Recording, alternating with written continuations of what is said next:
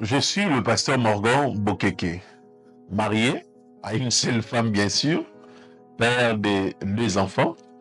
Je suis pasteur responsable du ministère Génération Joël Bandal. Ça va faire 2 ans et demi je crois, depuis qu'on est à Bandal. Mais j'ai été consacré au ministère Génération Joël, euh, extension de l'ozone que dirige le prophète Alan, mon père dans la foi. Ça va faire plus de 8 à 9 ans maintenant. Nous bénissons Dieu. Donc, jusqu'à là, on est à l'ozone, on est à Bandal et Dieu nous soutient.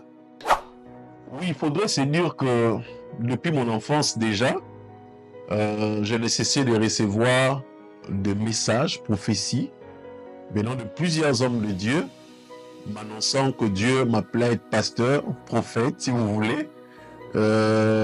C'est comme ça qu'en grandissant, déjà par la grâce de Dieu, nous avons eu la chance de grandir dans une famille chrétienne.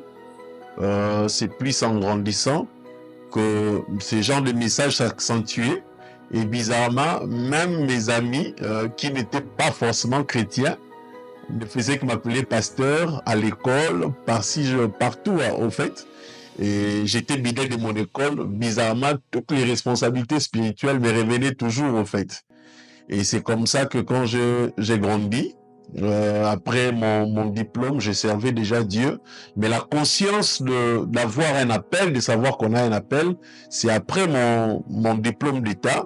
Je voulais aller à l'université directement, mais il n'y avait pas de moyens. Et pendant cette période où je me battais, j'ai essayé de m'inscrire à l'IPEN moi-même, mais ça ne marchait pas.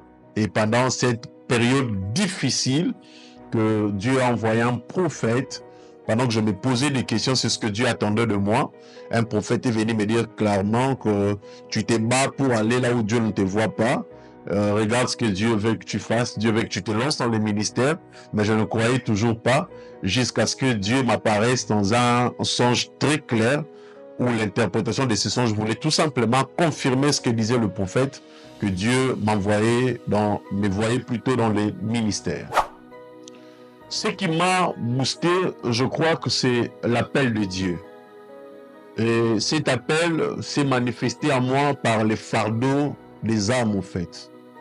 Je sentais en moi de plus en plus ces fardeaux d'être ces canaux par lesquels Dieu passe pour le salut des autres. Et je crois que la situation dans laquelle Dieu m'avait aussi imposé, m'avait en fait favorisé, comme je le disais tantôt, après mon diplôme d'État, je voulais vraiment savoir ce que je devais faire parce que clairement les études ça ne marchait pas, il n'y avait pas de financement et c'est comme ça que Dieu m'est apparu pour me dire clairement. Je crois que c'est l'appel de Dieu qui a été l'élément déclencheur de tout. Alors, il faudrait commencer par dire que quand Dieu m'a appelé clairement, j'avais la conscience que j'ai un appel de Dieu. Ce que j'avais fait, c'était de me rendre au pied parce que avoir la certitude d'un appel de Dieu est venu alors que je priais déjà, je servais déjà, et Dieu m'a orienté auprès d'un homme de Dieu, le prophète Guigui, qui a été un vrai mentor pour moi, qui m'a appris les ABC. Et je crois à ses pieds, j'ai eu à faire 4 à 5 ans. Et c'est vraiment grâce à lui que j'ai commencé à modérer.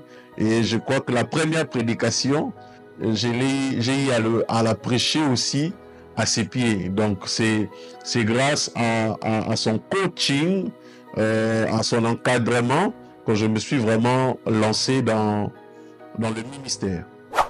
Je dirais clairement ce qui me tient, d'abord c'est la grâce de Dieu. C'est la grâce de Dieu. Personne ne peut dire qu'on me tient parce qu'on a été discipliné.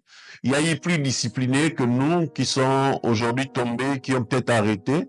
Je dirais clairement, sans même hésiter, que la première des choses qui nous maintient, c'est la grâce. On n'a pas mérité. Mais la deuxième chose, je dirais rapidement, c'est les promesses de Dieu. Vous savez, quand Dieu vous appelle, il vous dit ce qu'il attend de vous. Les promesses de Dieu, c'est comme cette lumière que Dieu donne à votre futur.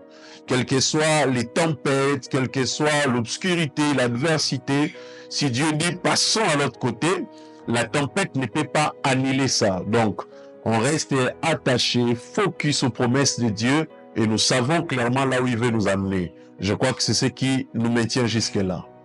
Alors, la première des choses, j'aimerais dire que Dieu, on ne l'aide pas. On ne sert pas Dieu parce qu'on veut aider Dieu.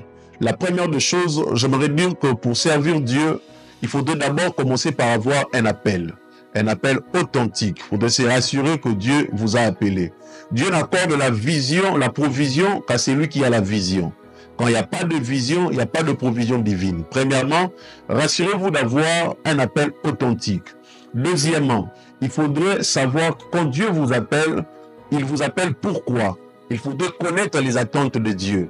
Pourquoi Dieu vous appelle? Quelle est votre mission? Quelle est cette mission spécifique qui est attachée à votre ministère ou à votre mission? Alors, la deuxième des choses, la troisième des choses, il faudrait savoir les éléments ou les armes que Dieu a investis en vous. Vous savez, nous sommes dans une génération où nous tombons facilement dans une sorte de vouloir être comme les autres. Mais quand vous savez ce que Dieu a investi en vous, vous travaillerez sur ça, vous mettez la discipline qu'il faudrait pour atteindre les objectifs de Dieu. Donc, en un seul mot, retenez appel authentique, retenez message spécifique et retenez investissement de Dieu. C'est ce qu'il faudrait retenir. Soyez bénis. Je crois que servir Dieu, c'est la raison de notre existence. Nous servons Dieu parce que nous existons pour ça. Nous servons Dieu parce que c'est ce qu'il attend de nous.